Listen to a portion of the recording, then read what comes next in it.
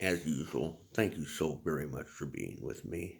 This is the sound of the city, and my name is Peter.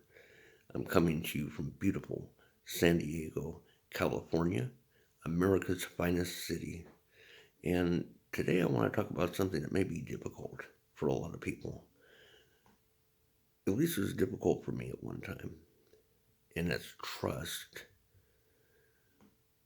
As we go through our illnesses, whether they be mental or physical, mostly in this case, mental, and we have issues with suicide, and we have issues with attempting suicide ideation. Trust oftentimes is part of that. It was for me. When I was at my worst, I didn't trust anybody. And I used to say to myself, I don't trust anybody. And I thought I was a badass. I thought I was being macho. I thought I was doing what I need to do to put this false face in front of me.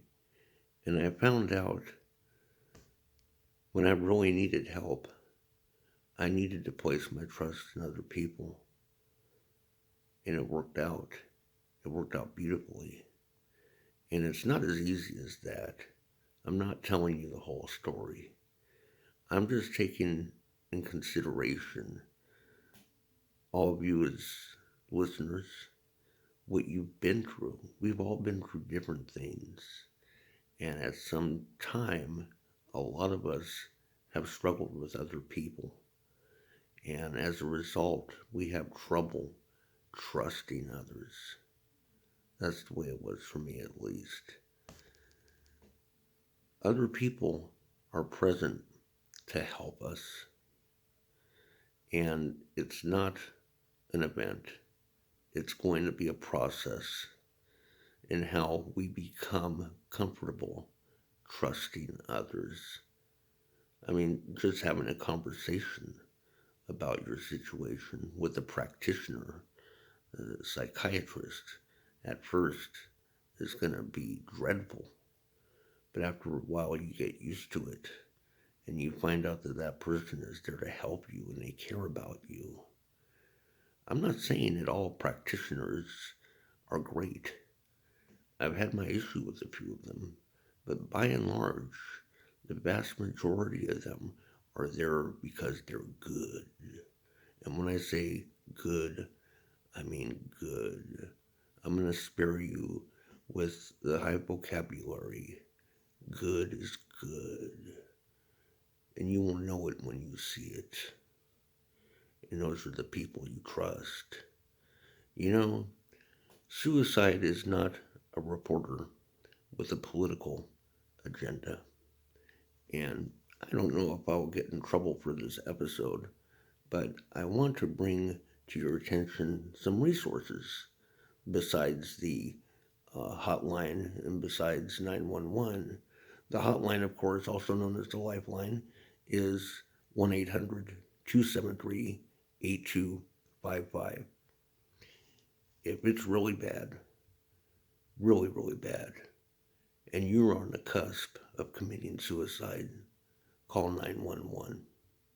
Get yourself to a hospital. Suicide is blind. It does not care who you are. I should not have to explain this, but I will anyway. Suicide does not mind if you're black, if you're white, if you're Italian, whether you're Hispanic or Asian. It could care less about your ideology and politics.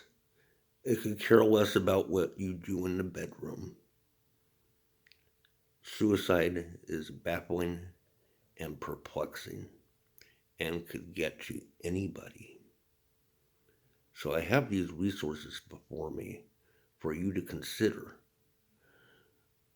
for those times when you need help in an acute situation, or those times when you're doing research on your own and you have a question about something and you need to speak with somebody who may have that answer, or you're looking up a resource that might tell you about support groups or books that you could read. We've already gone over the hotline, Lifeline, 911. One very important resource, and be careful when I bring this up, is the Trevor Project. They're very helpful, caring people, and they were put together primarily for young gay and lesbian people, the LGBTQ community, and their phone number is 1-866 488 7386. I beg your pardon. I didn't have their number memorized, but I have called them and I have spoke with them about finding various resources in my own community that I was having trouble finding, and I wasn't able to get help from another agency that I had called. Those people are the real deal. They're helpful. If you are in that community and you want somebody to speak with that you could relate to or you feel more comfortable with, I fully understand that. That's as far as I'll go with it. But by and large, aside from that, suicide is blind. It will get all of us. Another resource is the American Association of Suicidology. Yes, suicidology is the study of suicide, and there is an American Association of which their phone number is the same as the Lifeline. It's 1-800 273 8255. The thing that their website has, in addition to a voluminous account of suicide as a whole, is they have a section just devoted for people who have attempted suicide.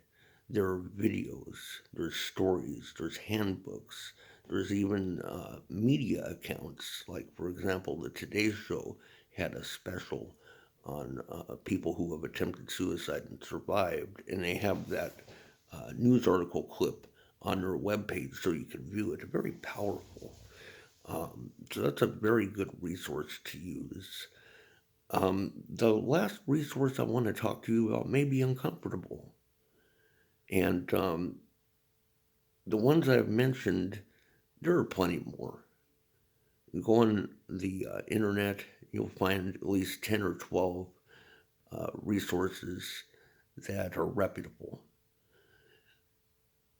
People in our situation oftentimes have problems with drugs, alcohol, and gambling.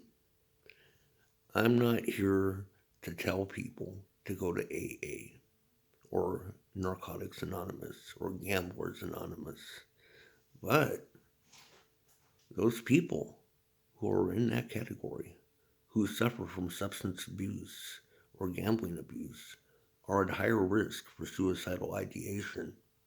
It's a fact, especially people with opioid abuse. Me personally, my story does include some drug abuse and alcohol abuse, and I've been to AA before. Don't discount it.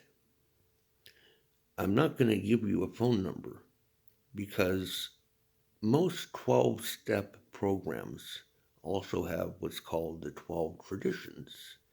And one of the traditions is that their organization works through attraction rather than promotion. So I could only inform you of their existence, and I could lead you to the internet to further do your own research on the subject. If you really do have a problem with it, in my opinion, at least, it would be worth looking at. But I'm not an expert on addiction. Once again, I'm not an expert on mental health, and I'm definitely not an expert on suicide prevention, other than the experiences that I have lived through in life.